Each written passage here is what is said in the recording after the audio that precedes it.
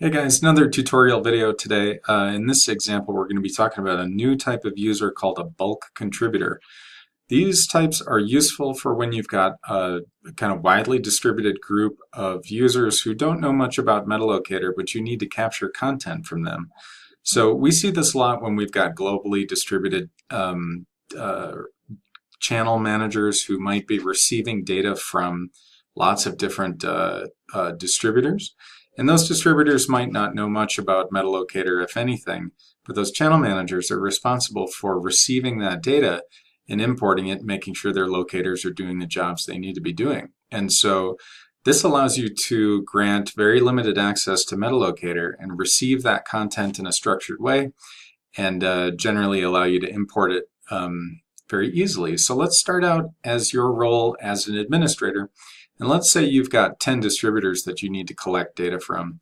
In this example, we're going to create one distributor user. So let's switch over to MetaLocator and create a new user. So I'm going to click on the little user icon at the top, and you'll see something called User Manager. And in that list, what we're going to do is we're going to create a new bulk contributor.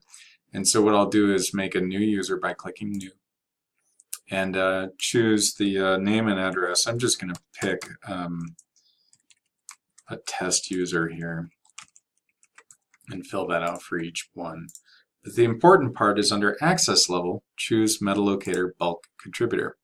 I could also write a little note to my bulk contributor if I wanted to introduce them to the system. In this case, I'm just going to hit save.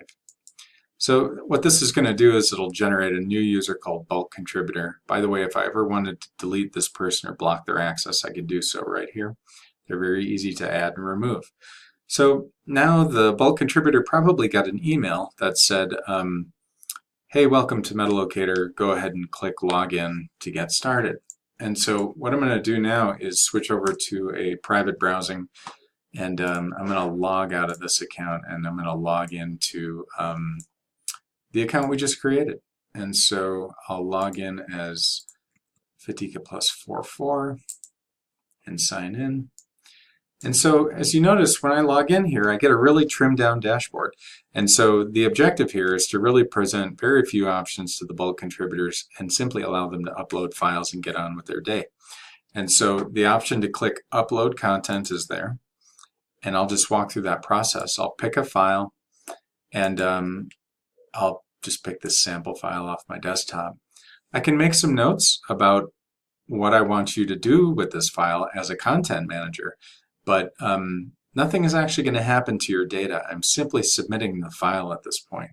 So I'm going to leave that at add, and I'll say, please add my new file, and hit finish. So I get a little notice that says good job, and I can click OK. I can do it again if I want to. Let's say I made a mistake. I could keep uploading content.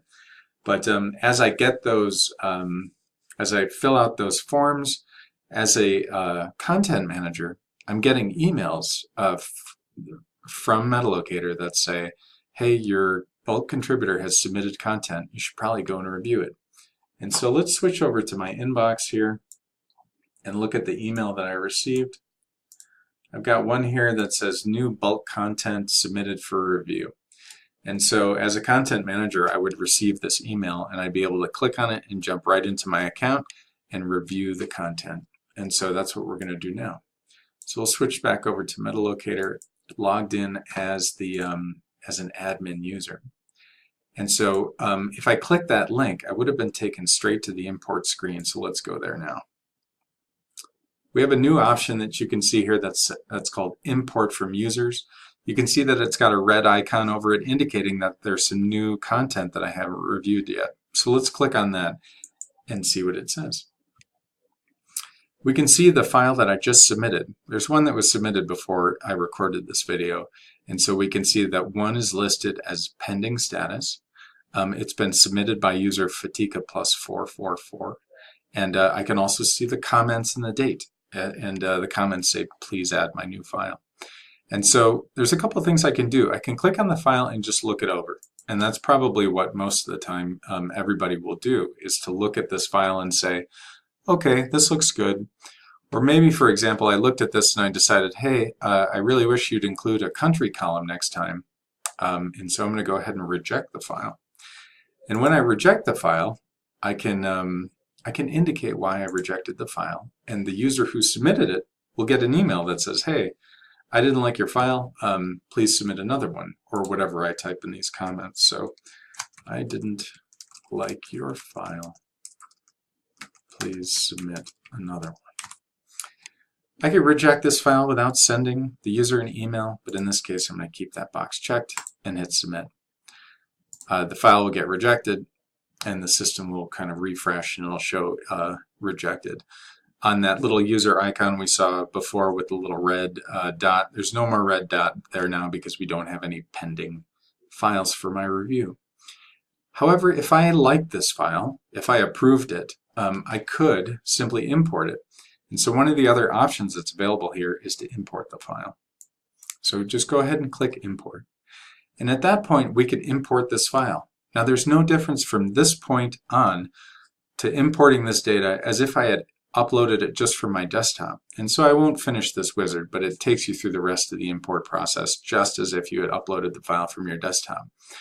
And that's all there is to importing a file that was submitted from a bulk contributor.